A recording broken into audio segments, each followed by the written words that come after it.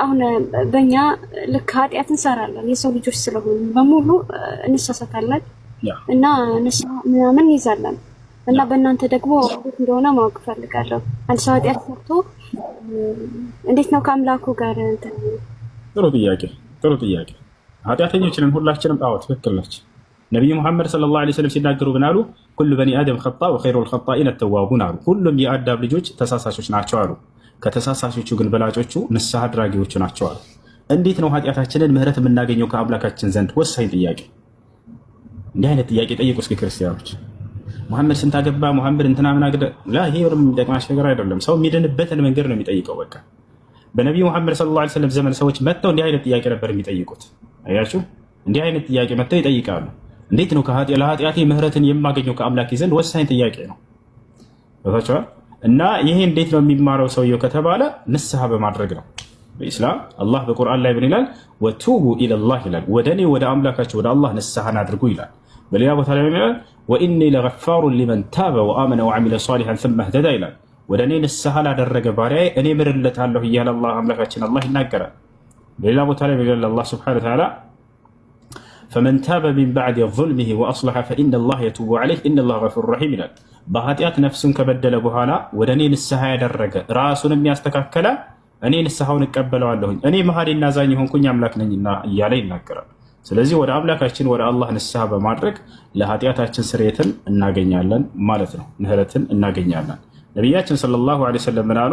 አተውበቱ ተጅቡ ማ ቀብለሃ አሉ። ንስሐ ከእርሱ በፊት ያለን ኃጢአት ያስተሰርያል አሉ። ሰውየው ለኃጢአቱ ስርየትን የሚያገኘው ንስሐ በማድረግና ወደ አምላኩ ወደ አላህ ተውበት በማድረግ በመመለስ ነው። ይሄ ነው።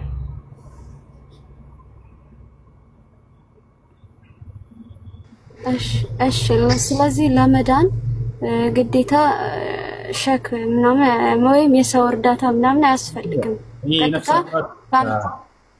ቀጥታ ወደ አምላክሽ ወደ አላህ እንጂ ሄደሽ እንደዚህ የነፍስ አባት የሚባል ነገር በእስልምና የለም። ለማንም ሄደሽ ኃጢአትን አትናዘዥም። ከአላህ ጋር ብቻ ነው የምትገናኘው፣ እርሱም ብቻ ነው። አላህ በቁርአን ላይ ወኢዛ ሰአለከ ዒባዲ ዐኒ ፈኢኒ ቀሪብ ይላል። ሙሐመድ ሆይ ባሮቼ ስለኔ ከጠየቁህ እኔ ለእነርሱ ቅርብ መሆኔን ንገራቸዋል። ስለዚህ እንዳውም ኃጢአትን ለሌላ አካል ሄዶ መናዘዝ እንደ ኃጢአት ይቆጠራል። የሚገርምሽ ነው ኢስላም። ምክንያቱም ያ የምትናዘዥለት አካል ራሱ ኃጢአተኛ ነውና ከኃጢአት ንጹህ ማንም የለም አይደለ? ስለዚህ ኃጢአትን ከኃጢአተኛ ዘንድ ሳይሆን ጻድቅ ወደሆነው ወደ አምላካችሁ ወደ አላህ ብቻ ነው የምትናገሩት። ወደ ማንም ወደ ሌላ እንድትናገሩ አይፈቅድም አምላክ አላህ። የኃጢአተኛ ባለቤቶች ወደ እኔ ብቻ ይምጡ ነው ያለው አላህ ሱብሓነሁ ወተዓላ። ወለዚነ ኢዛ ፈዐሉ ፋሒሸተን አው ዘለሙ አንፉሰሁም ዘከሩላህ አለ። በቀጥታ እነዚያ ናቸው ኃጢአትን ባደረጉ ጊዜ፣ አጸያፊን ነገር ባደረጉ ጊዜ፣ ነፍሳቸውን በኃጢአት በበደሉ ጊዜ እኔን አስታውሰው ወደ እኔ ንስሐ የሚያደርጉ የሚመለሱ ናቸው እያለ ተናገረ። አይ እሺ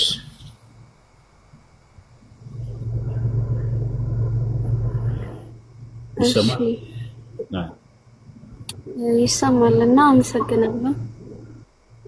በጣም አመሰግናለሁ። ለምሳሌ እሺ እኔ እስልምናን ስቀበል ምንድነው የሚጠበቅብኝ መስፈርት? የመጀመሪያው ሻሃዳ መያዝ ነው።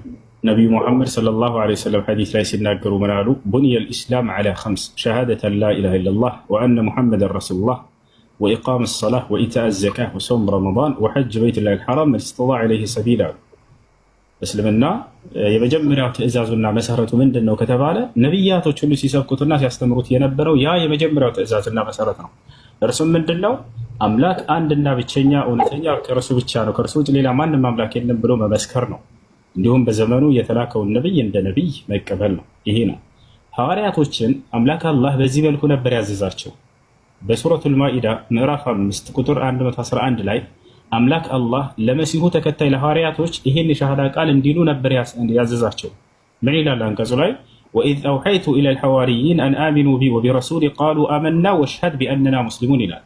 ወደ ሐዋርያቶችም የትእዛዝ ቃሌን ባስተላለፍኩላቸው ጊዜ አምላካችን አላህ በማን በኩል? በመሲሁ በኩል ምን የሚል ትእዛዝ? ሙስሊም የሆኑ ዘንድ አን አሚኑ ቢ ወቢረሱሊ፣ በእኔ በአምላካችሁ በአላህ እመኑ፣ በላኩላችሁ መልእክተኛና ነብይም እመኑ አልኳቸው አለ። አያችሁ አይደለ? ቃሉ አመና፣ ሐዋርያቶች ምን አሉ?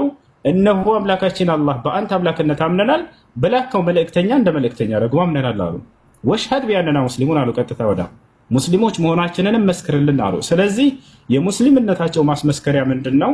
በአንዱ አምላክ በአላህ በማመንና የተላከውን ነቢይ እንደ ነቢይ በመመስከር ነበር። አሁንም በዚህ ዘመን ላይ በአንዱ አምላክ በአላህ በማመንና የተላከውን ነቢይ ነቢይ ሙሐመድ ሰለላሁ ዐለይሂ ወሰለም እንደ ነቢይ በመቀበል በእርሳቸው ላይ ያወረደውን ህግና ስርዓት እስላምን ያንን በመፈጸም ወደ እስላም ማለት ነው።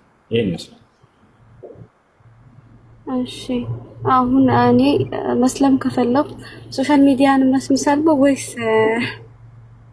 በቃ እዚሁ እናሰልምሻለን? ሻሃዳ ቃል እናስብልሻለን። ከኔ ጋር እየተከተልሽ በይ